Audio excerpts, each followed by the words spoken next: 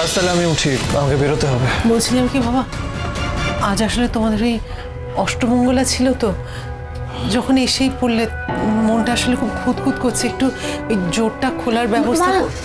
একদম না, তোমাকে আমি বারবার বারণ করেছি, তারপর তুমি এই কথাটা কেন বলছো? আমি তো তোকে কিছু বলিনি, আমি তো ওকে জিজ্ঞেস করলাম। ও যদি রাজি হয়ও, আমি তো রাজি হব না।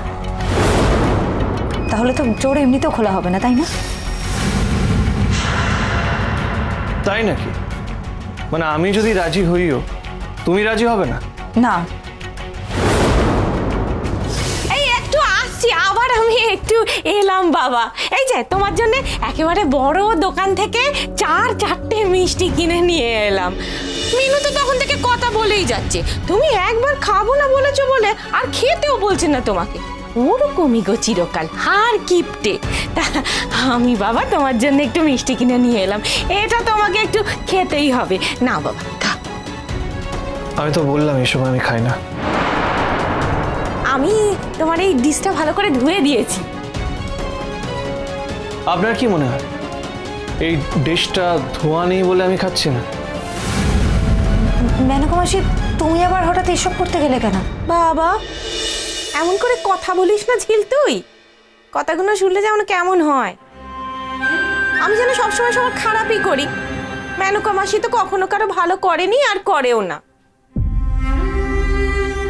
তোর মা তখন থেকে কিচ্ছুটি করছে না।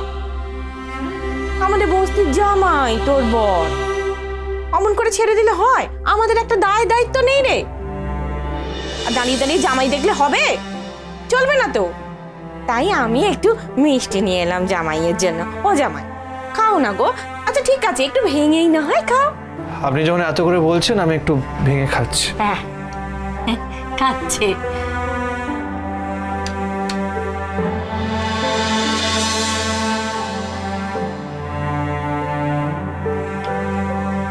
বলছিলাম যে ওই জোর খোলার ব্যাপারে কি যেন বলছিলে? আমি যদি জোর খুলতেও চাই, আপনার মেয়ে তো রাজি হচ্ছে না। ভাগ্যিস কথাটা বললাম, তাই জোর না খোলার সুযোগটা পেয়ে গেলেন। সত্যি আপনার কি দরকার বলুন তো এত চালাকি করার? সত্যি কথাটা বলে দিতেই পারে যে হ্যাঁ, আমি তোমার মেয়ের সঙ্গে এই বিয়েটা মানি না, এই জন্য আমি জোরটা খুলতে চাই না। কিন্তু না, সত্যি কথাটা আপনি সত্যি করে বলতে পারবেনই না। আর কিছু না হোক, আপনার মেয়ে ঝগড়াটা খুব ভালো করতে চান। ঝগড়া তো আর আমরা এমনি এমনি করি না, ঝগড়া করতে বাধ্য হই, কারণ লোকেরা আমাদের যা অপমান করে। এবার তাহলে আমি বেরোলাম। ঠিক আছে বাবা, আসলে তোমার তো এরকম ঘরে থাকার অভ্যেস নেই। এরকম একটা ঘরে এতক্ষণ থাকতে তোমার কষ্টই হচ্ছে, বুঝতে পারছি। এরকম একটা ঘরে সত্যি সত্যি আমি থাকতে পারবো না।